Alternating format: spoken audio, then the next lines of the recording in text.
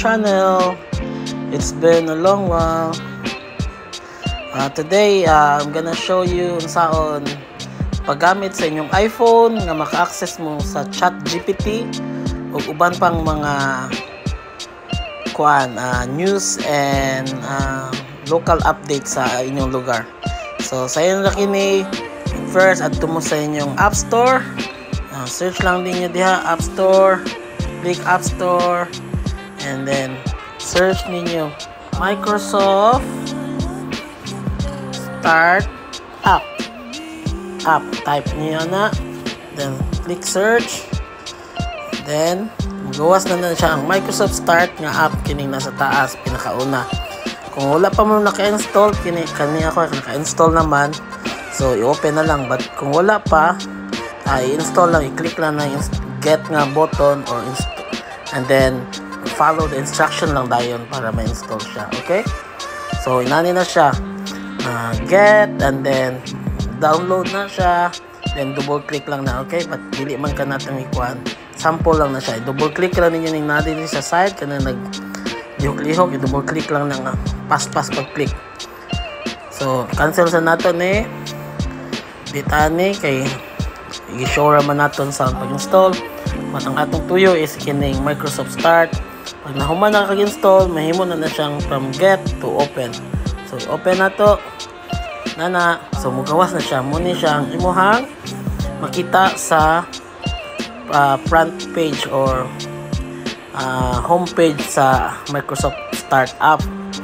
So nindot ni siya nga app kasi maka tanaw ka sa mga deals, weather, sa imong travel, explore ka sa AI, makagamit ka AI, napod kay mga reward points. Pwede po ka maka-create og image and then wallpaper nimo, all within sa imong iPhone. So but for now, ato lang ipakita ang akong permi gamiton nga feature is kining weather. So manita sa weather, choose nato ang Cebu. Makita na nimo ang hourly forecast, yung temperature in Celsius or Fahrenheit. Celsius ta kasi Cebu man ta. Makita nimo ang hourly forecast, daily 10-day forecast, precipitation, air quality, good karon ng air quality. UV index very high karon sa Cebu. Importante kay ning UV index. Sa ubang nasod, pero may ginas lang mag-check aning UV index, especially kaning Australia. Sige na sila check og UV index na sa ilahang mga eskwelahan, mga offices, i-display gid nila UV index para andam ta og butang og kanang mga sunscreen or mga sun protection. Okay, so isa lang na sa app na akong permi gamiton, but ang akong ipakita karon saan ninyo paggamit ang kanang AI or ChatGPT. So ang Microsoft naslag AI, so inaniyon lang ni siya. So click lang ka ang Copilot na button, and then adto na din na siya sa imong Copilot na page, your everyday AI companion. So naa na siya dire, naka-enable use ChatGPT 4 muna ilang latest nga version. So pananglitan mo search ta how do I cook adobo. Is show pictures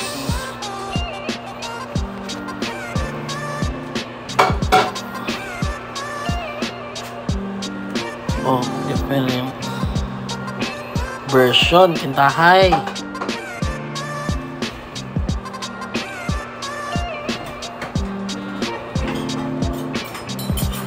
So click lang na.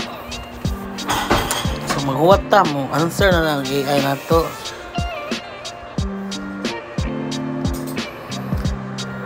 So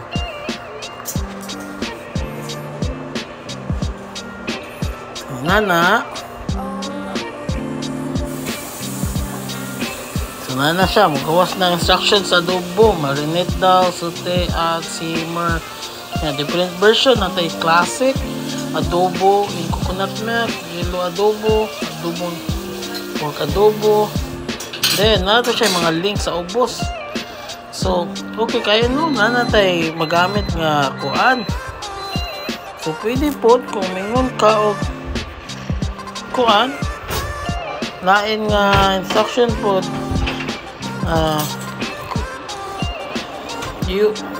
lain nga prompt atong gamiton, teaching assistant.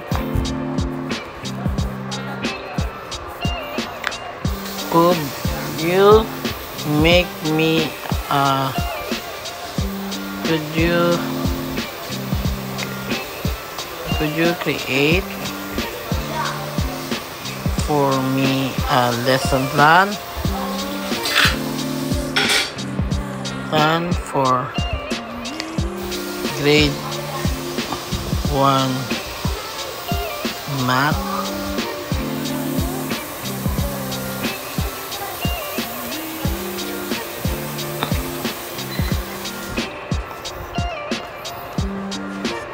So nanang tuluan taon sa pagbuhat og lesson plan sa atong math.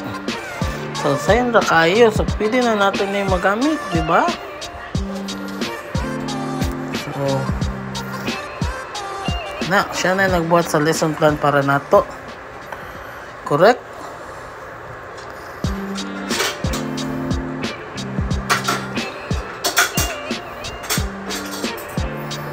So muna gamit sa AI. So muna gamit kayo ni siya nga app para nato. So mo lang kato mga kabisdak, if na may mga pangutana, message lang and subscribe and like sa atong channel. Thank you and goodbye.